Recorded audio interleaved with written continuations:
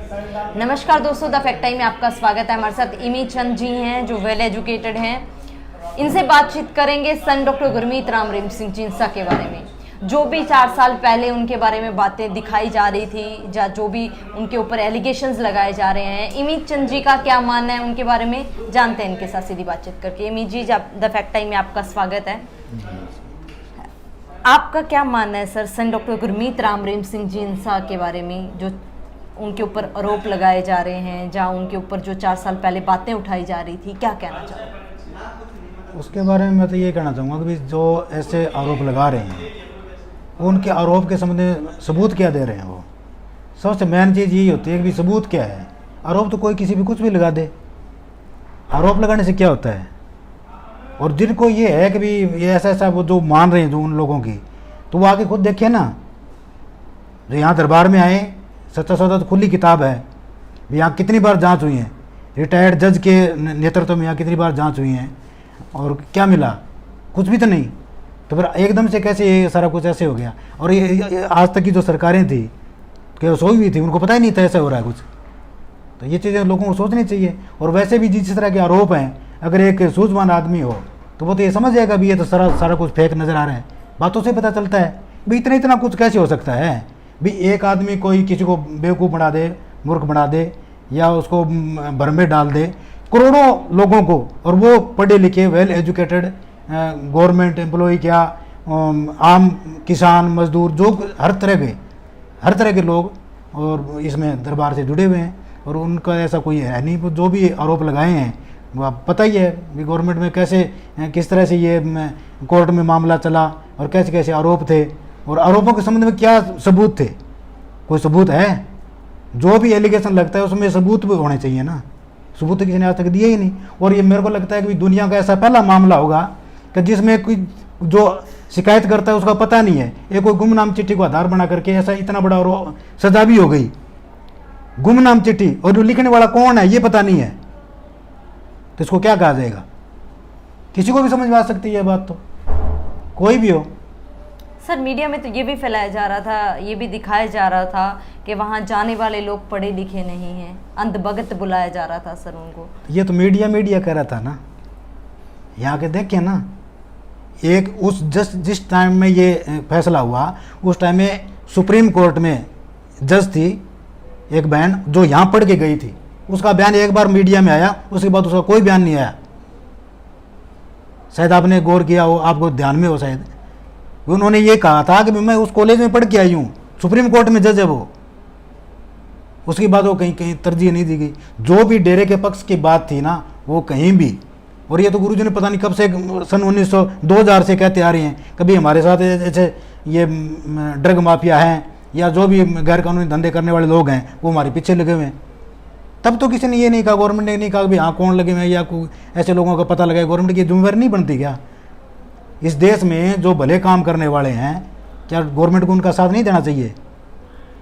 Sir, संत जी ने क्या किया है? भले काम क्या किए हैं? भले काम मानवता भलाई की जितने भी कार्य हैं, समाज सुधार का सबसे बड़ा, मैं कहता हूँ पूरे वर्ल्ड में ऐसी कोई संस्था मुझे बता दे कि भाई बिना किसी दान चढ़ावे के या बिना किसी पाखंड दिखावे के और ऐसे ऐसे काम जो मानवता भलाई के काम, आज तक इतिहास में कोई बता दे ऐसा कुछ हुआ हो तो। 17 बेटियों को जो वेश्यावृत्ति के धंधे में फंसी हुई थी, जो मजबूरी बस जिनको वहाँ ले जाया गया था, बेचा गया था, और वहाँ से निकाल के ले आए और उनको इलाज करवाया और उनकी शादियाँ करवाई अच्छे घरों में, अच्छे वेल एजुकेटेड लड़कों के साथ उनकी शादियाँ, और आज वो सुखी जीवन व्यतीत कर रही हैं। तो ऐसा कोई इतिहास में कोई उदाहरण हो बताए कोई भी ऐसे किसी संत फकीर नहीं किया हो। और खूनदान, पूरे मिलिट्री को खूनदान, जहाँ का भी डेरा सच्चा सौदा एक नाम दिया गया ट्रू ब्लड पंप, आज तक दुनिया में बताइए कहाँ है। ऐसे ऐसे वर्ल्ड रिकॉर्ड, कितने वर्ल्ड रिकॉर्ड हैं, Guinness world record, Asia book record. देखो आप, मानवता भलाई कितने काम, खूनदान, बच्चा दान, और बच्चा दान के लिए प्रेरित करना लोगों को, जिनके निशांत दंपति उनके लिए 132 कितना है तो शायद मेरे ख्याल से ज़्यादा ही होंगे, 132 मानवता भलाई के कार्य जो चल रहे हैं। पेड़ लगाना, और कितने 132 आगे सारे आ जाते हैं उसमें। मेरे को लगता है दुनिया में कोई अच्छा काम बचा ही नहीं होगा जो डेरा सच्चा सौदा की साथ ना करती हो। गुरु जी इनको प्रेरित ही नहीं करते, खुद करते हैं। प्रेरणा तो एक अलग चीज़ है, प्रेरणा तो कोई कह देगा भी तुम ये कर दो ये कर दो ये कर दो, लेकिन खुद करते हैं। सबसे बड़ी बात तो ये है, लोगों को बुराइयों से बचा करके इंसान को इंसान के साथ जोड़ने का काम, और फिर इंसान को उस मालिक के सच्चे नाम के साथ जोड़ने का काम जो सच्चे संत रूहानी संत जो करते हैं वो ये कर रहे हैं। और बिना किसी दान चढ़ावे के, बिना किसी तरह के, आज कोई बता दे भी किसी ने डेरे में कोई एक रुपया किसी ने दान किया हो, चढ़ाया हो, कभी भी सर लिया नहीं जाता वहाँ पे? नहीं। हमारा परिवार सन 1970 से पहले जुड़ा हुआ है। मेरे दादा और हमारा परिवार इसी दरबार से जुड़े हुए हैं। और मेरी सिस्टर यहाँ स्कूल कॉलेज में पढ़ी हुई है, मेरी मिसेज यहाँ कॉलेज में पढ़ी हुई है, मेरे बच्चे 2 बेटियाँ हैं वो यहाँ पढ़ रही हैं, अभी भी पढ़ रही हैं। बेटियों को लेकर माहौल कैसा है सर? बहुत अच्छा माहौल है। बेटियाँ यहाँ, जितनी सुरक्षा यहाँ है, मतलब माँ बाप निश्चिंत हो जाते हैं कि अपनी बेटियों को वहाँ भेज रहे हैं। और नहीं तो आप दुनिया में देखो कहाँ स्कूल कॉलेज में कैसे नशों की बुरी लत में पड़े हुए हैं। अब सर्वे करके देखो, पता चल जाएगा। और सभी जानते हैं, अब 4 साल हो गए सर, अब संत जी नहीं है समाज में, अब समाज के ऊपर क्या प्रभाव? समाज में प्रभाव बहुत बुरा पड़ रहा है। देखो आप कितने नशाखोरी बढ़ रही है, कितना गैर कानूनी धंधे बढ़ रहे हैं, तो इससे बहुत बुरा प्रभाव पड़ रहा है। आज पंजाब की हालत देखो आप, कई मतलब एक आपको छोटा सा उदाहरण देना चाहूँगा कि मैं बीकानेर जा रहा था, और बीकानेर में जो एक ट्रेन चलती है उसको कैंसर का नाम दे रखा है, कैंसर वाली ट्रेन, जो पंजाब से आती है, बठिंडा वो से चल के शायद वो इधर जयपुर इस साइड में जो कहीं जाती है, तो उसका नाम ही कैंसर वाली ट्रेन रख रखा है। तो वहाँ चर्चा चल पड़ी। तो मैं बीकानेर से आ रहा था, मेरी गुड़िया कोई इलाज के समय में वहाँ गया होता, बीकानेर से वापसी में जब आ रहा था तो वहाँ पंजाब के लोग थे लगभग उस डिब्बे के अंदर। तो वो चर्चा करने लगे, कहते हमारे गाँव में एक बुजुर्ग बैठे थे कोई 55 साल के, कहते ताऊ जी आपकी उम्र के हमारे गाँव में एक ही आदमी है, नशों से इतना बुरा हाल हुआ पड़ा है, मतलब 40-50% विधवाएं 30 साल से कम एज की, ये हाल है और किसी छुपा नहीं है। जरूरत है सर संत जी की समाज को? बहुत ज़्यादा ज़रूरत है। ज़रूरत तो थी, है और हमेशा ही रहेगी, चाहे युग कोई हो, चाहे सतयुग हो। सतयुग में भी संतों की जरूरत हुई है, अब तो घोर कलयुग का समय है। आज तो आप देख रहे हो समाज में कैसे कितनी बुराइयां फैली हुई हैं। संत जी आ जाएंगे समाज में तो क्या बदलाव होंगे? बदलाव बहुत अच्छा प्रभाव पड़ेगा, लोगों को प्रेरणा मिलेगी, लोगों इसके लिए प्रेरित करेंगे, ज़्यादा से ज़्यादा लोग जुड़ेंगे। जो मानवता भलाई काम आप संगत कर रही है वो और तेज़ गति से होंगे।